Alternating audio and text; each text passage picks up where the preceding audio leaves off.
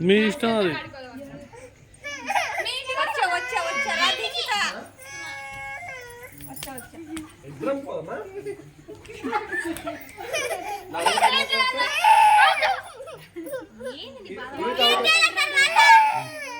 తర్వాత మళ్ళీ వాళ్ళు ఇల్లు వాళ్ళు పోతే వానికి ఒకటి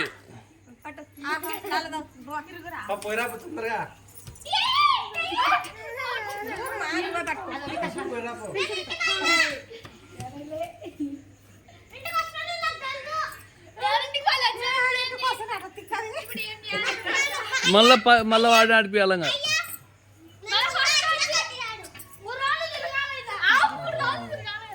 ఎట్లా